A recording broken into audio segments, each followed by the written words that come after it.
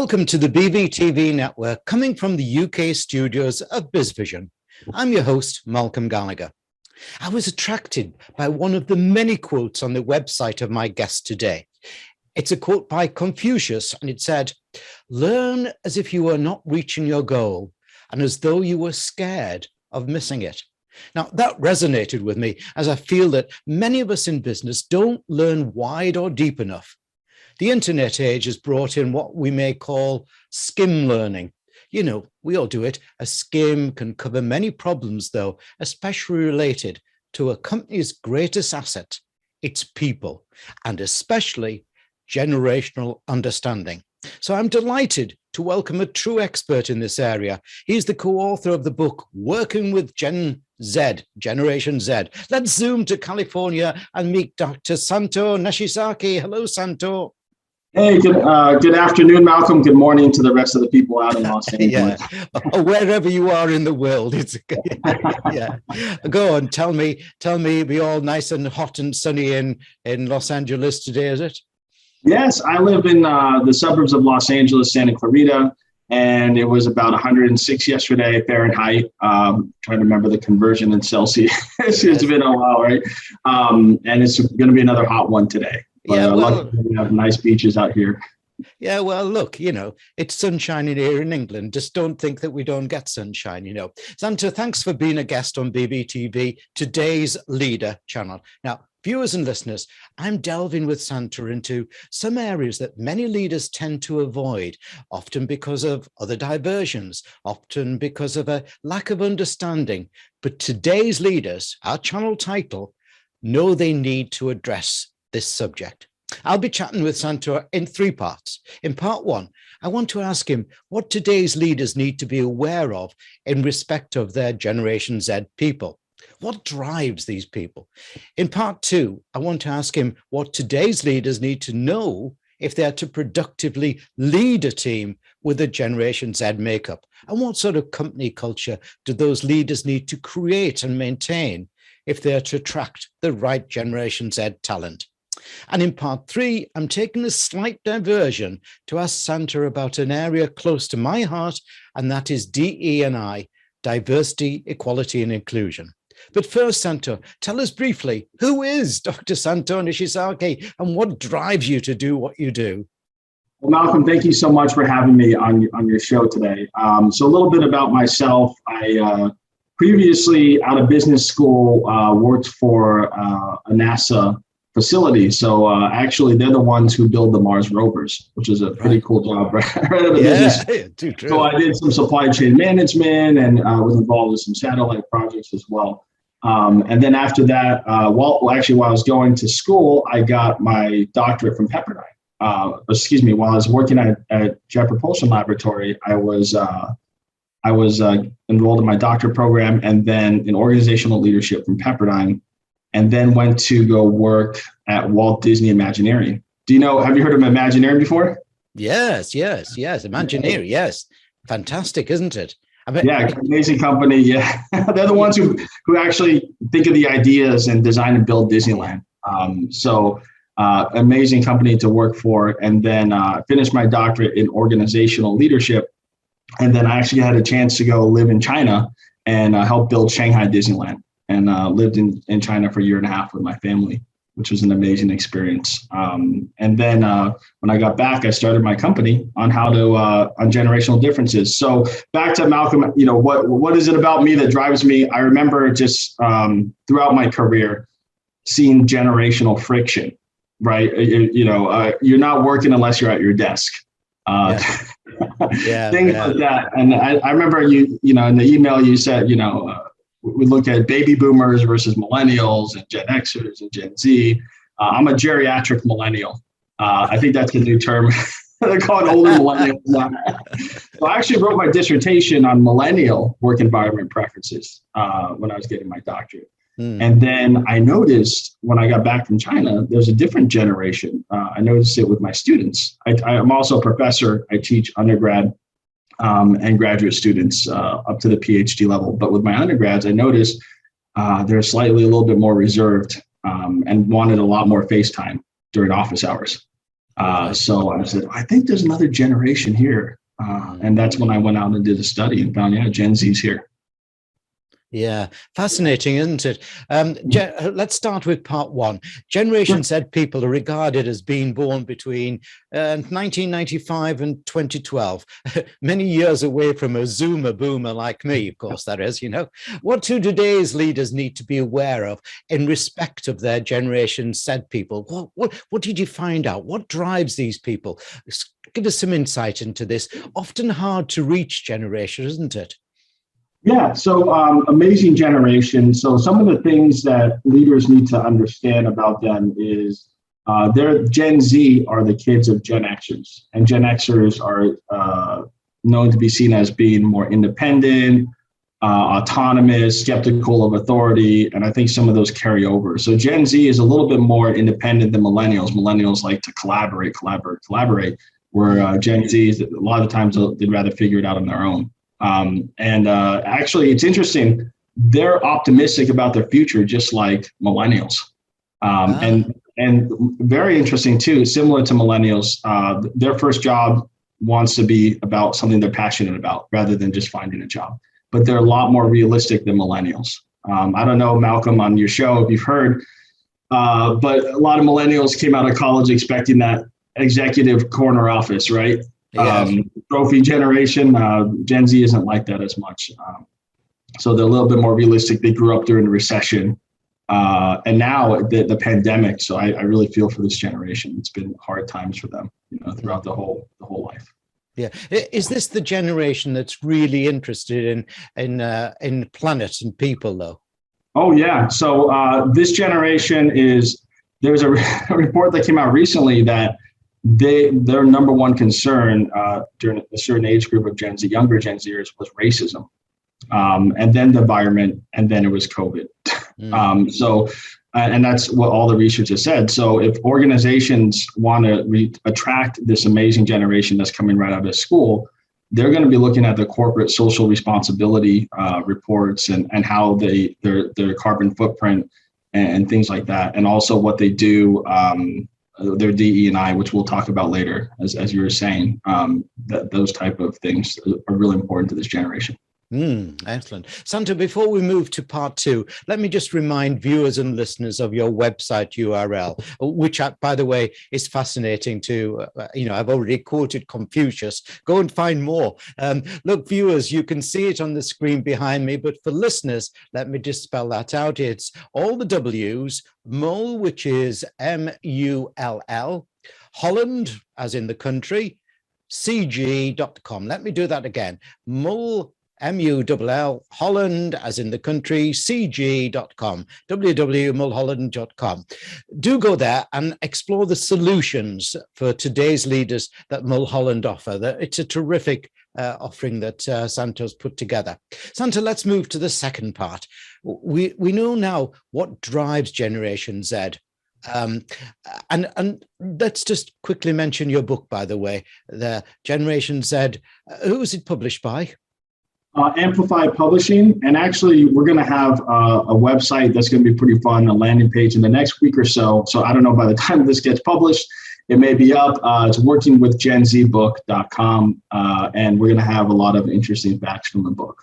Workingwithgenzbook.com. Yeah. Okay. We'll sub that along on the bottom for everybody to pop later. Now, we know what drives Generation Z, but that's not the same as leading them.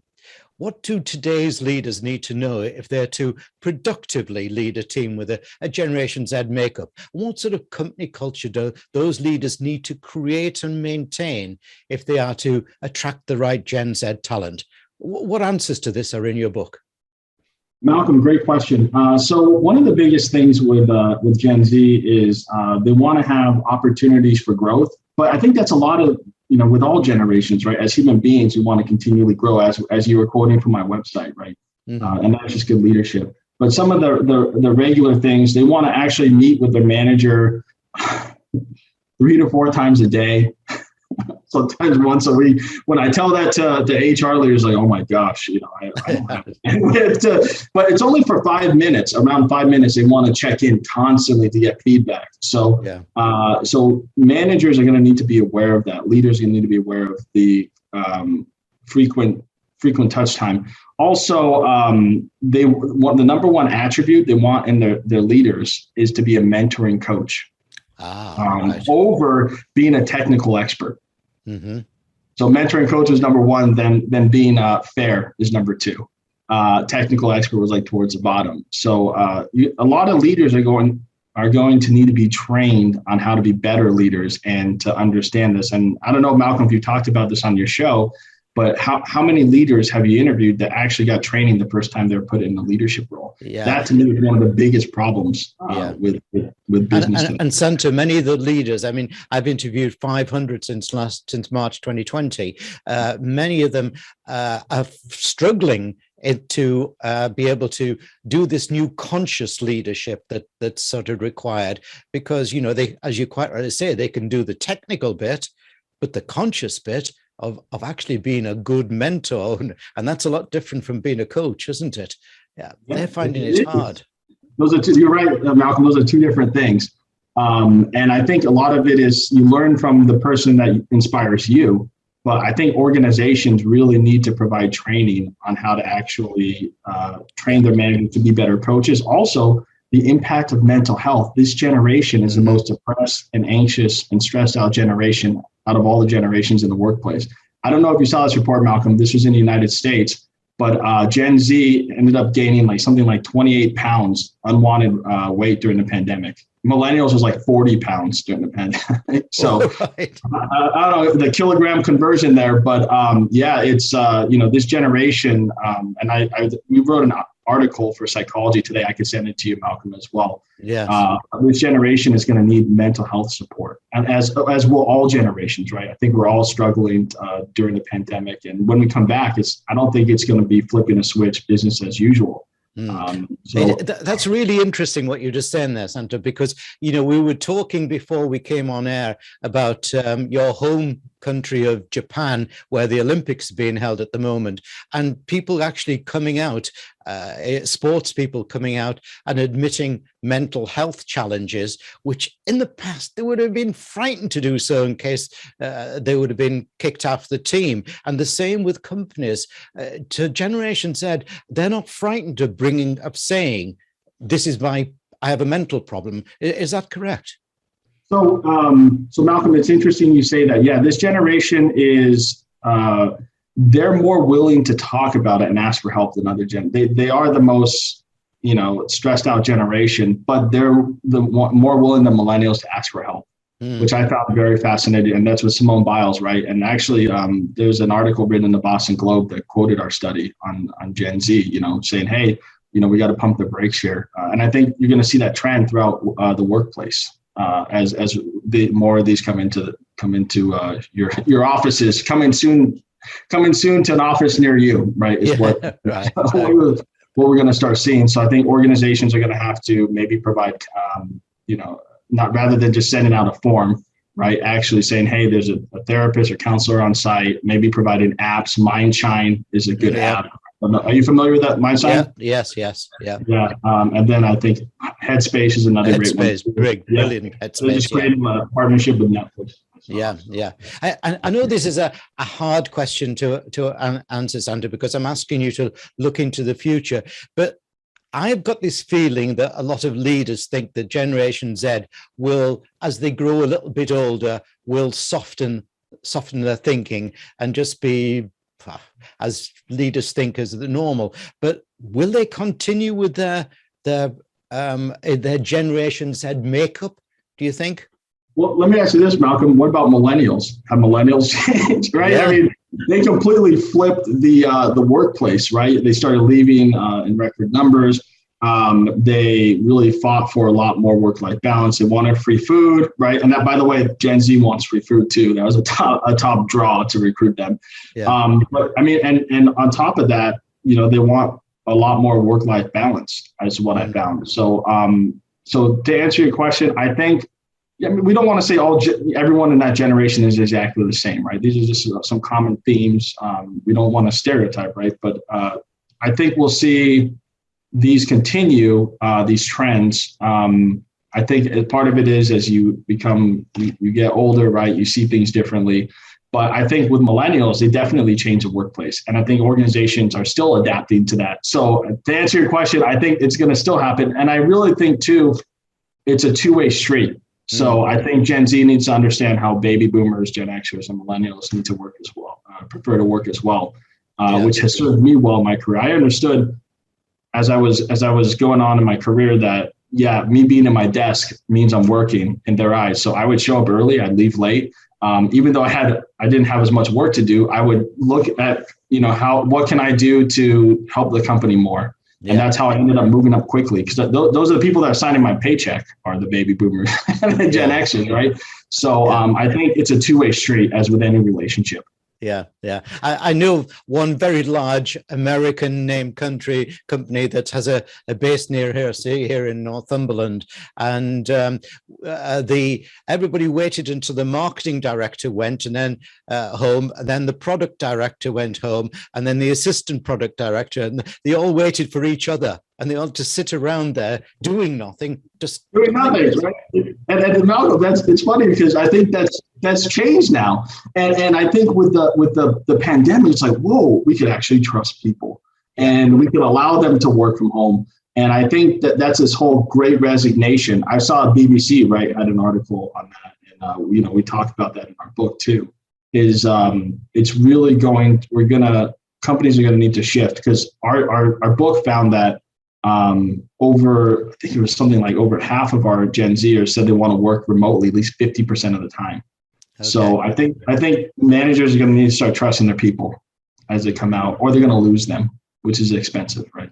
Which is very expensive, yes. Yeah. So just before we move on to part 3, just to remind people again, viewers again, you see the website behind, but again, Santor, just read out, please, the website, the web address that you're going to have for the book. Sure. It's workingwithgenzbook.com. And also the best way to find out what I'm up to is to follow me, or just add me on LinkedIn and just drop a note and say hello. Because that's where I'm in real time. I'm going to be publishing when my website launches, and then when people can sign up for pre-orders and stuff like that. Excellent. Yeah. So come and join us, because I'm linked in with you. Santor, let's move to part 3. I want to take a slight diversion away from Gen Z to ask you about something that's been close to my heart for well over 20 years, as I try to encourage supplier or vendors, as you call them, into embedding DE&I diversity, equality and inclusion. Do you think in our fast altering business world that leaders, especially today's leaders, are awakening to the benefit of a considerate or compassionate, multicultural, welcoming business? Is the needed change happening? And how can it happen quicker? It is happening. I think it really is all about its competitive advantage, right? If you have there's a lot of data out there, specifically if you have a more diverse team, you're going to have better relationships with your customers. How can you understand, when you're looking at it purely from a marketing perspective, if you don't have a diverse team, how can you understand the different target markets, right, of the folks you're trying to serve? I think what I've seen is diversity. Companies are doing better at that. Obviously, it's good to continue to improve. But inclusion is where a lot of the companies fall flat. I think there was a great study out there. I think it was McKinsey or one of the other big ones. So inclusion is what really we need to work on, right? And as well as equality. And a lot of that could be measured by employee engagement surveys, right? Mm-hmm. How do people feel comfortable having their ideas accepted or even speaking up? I don't know, Malcolm, have you had people, like you were saying earlier, we don't leave, and so this person doesn't leave until the head person leaves. I mean, this person doesn't talk until the head person talks, or is the intern allowed to speak? I think that's a good, way to view the organization. One of the organizations I worked for, intern could speak, and if we had a senior vice president in the room, very, very inclusive organization.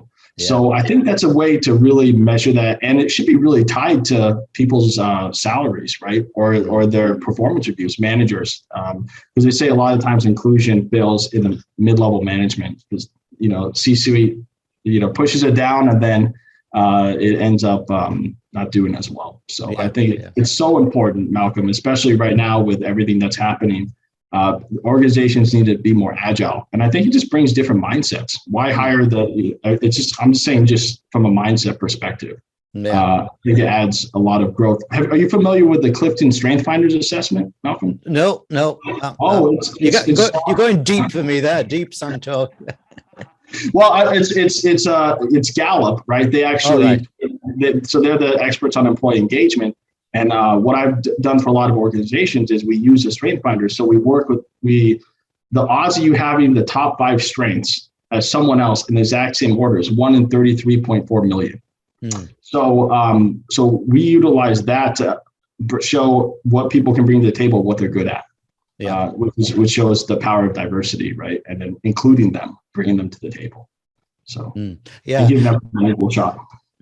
Equality is an area that I'm sort of very fascinated in, because I know personally the power and the balance and the benefits of having a good featuring of the male-female balance on a board. We're 50-50 here at BizVision. That's only because there's only myself and my wife, but we maintain it. But I think there's so much value, right, on having diversity in your team. And I'll tell you, when I was working overseas, listening to the people who lived there, right, it was so, I could just say it was incredible to be able to hear, oh, this vendor is probably going to be late. How did you know that? Why? I know, right? So it was just great to be able to have a very diverse team when I was working overseas, and listening to them and utilizing their information to help us reach our goals as a team. So. Sadly, I must be leaving California soon, but at the beginning of this interview, I quoted Confucius from Santor's website, saying, leading me to believe that today's leaders are set upon learning hard to reach their goals. I trust Dr. Santor Nishizaki, co-author of Working with Generation Z and founder of Mulholland Group, has pointed you in a must-learn direction. I firmly suggest the future of your business depends on your mastery in what we've been discussing. Thanks, Santor, for an inspiring interview. Thank you, Malcolm, for having me. I appreciate it. You have a great rest of your day.